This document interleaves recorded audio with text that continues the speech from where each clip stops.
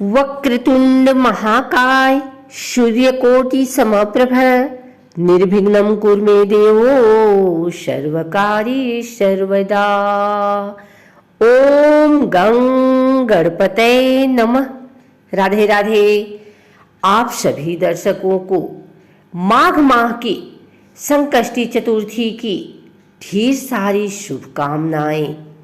आइए सुनते हैं सकट चौथ की यह कथा। माघ माह की कृष्ण पक्ष की चतुर्थी को सकट चौथ व्रत पड़ता है। इस दिन माताएं संतान की लंबी आयु के लिए निर्जला व्रत रखती हैं। यह व्रत संतान के जीवन में आने वाली हर संकट और बाधा से उन्हें बचाता है। इस दिन संकट हरण गणेश जी का पूरे विधि विधान के साथ पूजन किया जाता है। इसे संकष्टी चतुर्थी और तिलकुटा चौथ भी कहा जाता है।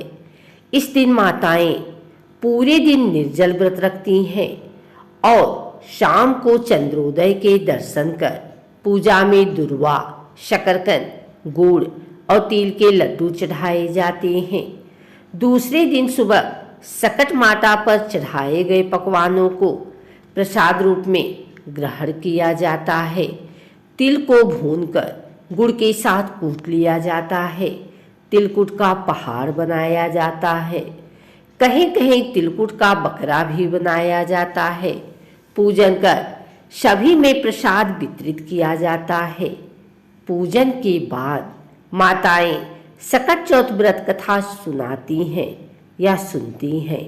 मान्यता है कि सकट चौथ व्रत के बिना व्रत कथा सुने या पढ़े व्रत का फल नहीं मिलता। ज्योतिष विद्वानों के अनुसार सकट चौथ का व्रत बिना व्रत कथा के अधूरा माना जाता है। इस व्रत को लेकर कई कहानियां प्रचलित हैं, जिसमें बुढ़िया माई की कहानी, भगवान श्री गणेश से जुड़ी कथा और माता पार्वती व भगवान शंकर आदि से जुड़ी कहानियां सुनी जाती हैं। आइए सुनते हैं सकट चौथ से जुड़ी एक कहानियां। एक बार माँ पार्वती स्नान करने गई। स्नान घर के बाहर उन्होंने अपने पुत्र गणेश जी को खड़ा कर दिया और उन्हें रखवाली का आदेश देते हुए कहा कि जब तक मैं स्नान कर खुद बाहर ना आऊं, किसी को भीतर आने की इजाजत मत देना। गणेश जी अपनी माँ की बात मानते हुए बाहर पहरा देने लगे। उसी समय भगवान शिव माता पार्वती से मिलने आए, लेकिन गणेश भगवान ने उन्हें दरवाजे पर ही कुछ देर रुकने के लिए कहा। भगवान शिव ने इस बात से बेहद आहत हो और अपमानित महसूस किया। गुस्से में उन्होंने गणेश भगवान पर त्रिशूल का वार किया, जिससे उनकी गर्दन दूर जा गिरी। स्नान घर के बाहर शोरगुल सुनकर जब माता पार्वती बाहर आई तो देखा कि गणेश जी की गर्दन कटी हुई है। ये देखकर वो रोने लगी और उन्होंने शिव जी से कहा कि गणेश जी के प्राण फिर से वापस कर दें। इस पर शिव जी ने एक हाथी का सिर लेकर गणेश जी को लगा दिया। इस तरह से गणेश भगवान को दूसरा जीवन मिला।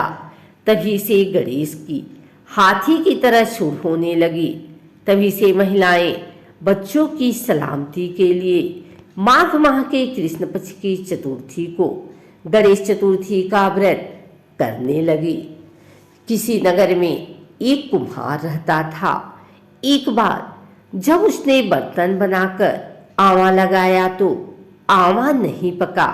परेशान होकर वह राजा के पास गया और बोला कि महाराज, न जाने क्या कारण है कि आवा पक ही नहीं रहा है। राजा ने राज पंडित को बुलाकर कारण पूछा।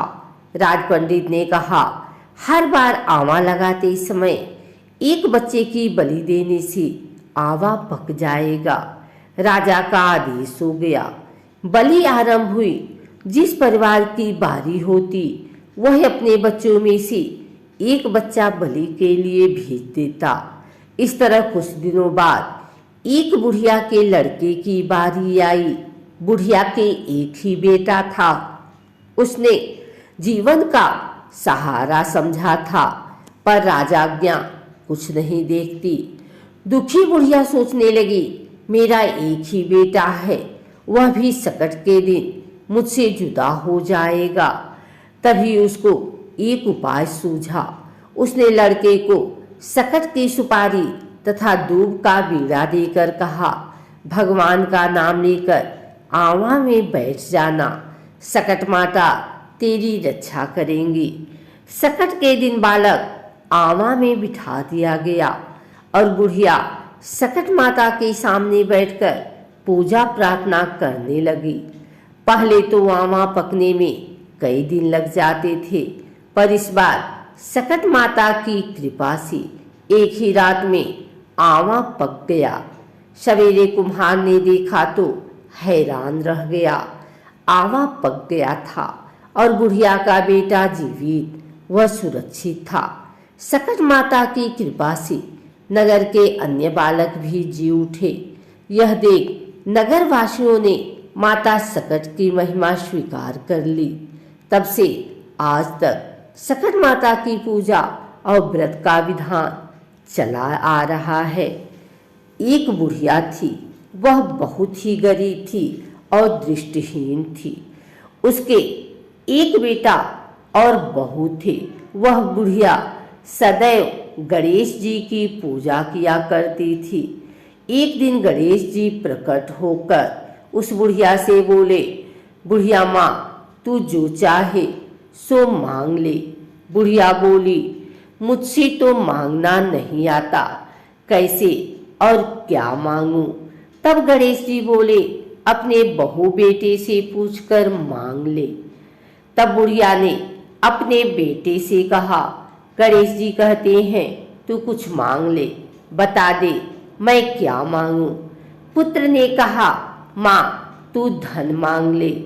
बहू से पूछा तो बहू ने कहा, नाती मांग ले। तब बुढ़िया ने सोचा कि ये तो अपने अपने मतलब की बात कर रहे हैं। अतः उस बुढ़िया ने पड़ोसियों से पूछा तो उन्होंने कहा, बुढ़िया तो थोड़े दिन जिएगी, क्यों न तू धन मांगे और क्यों नाती मांगे, तू तो अपनी आंखें की रोशनी मांग ले, जिससे तेरी जिंदगी आराम से कट जाए।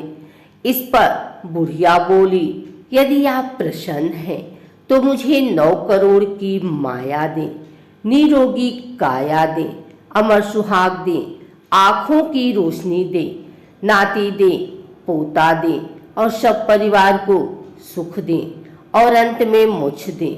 यह सुनकर गणेश जी बोले, बुढ़िया माँ, तुमने तो हमें ठग लिया, फिर भी तू जो मांगा वचन के अनुसार सब तुझे मिलेगा। और यह कहकर गणेश जी अंतर ध्यान हो गए। उधर बुढ़िया माँ ने जो कुछ मांगा था वह सब कुछ मिल गया। हे गणेश जी महाराज, जैसा तुमने उस बुढ़िया माँ को सब कुछ दिया वैसे सबको देना।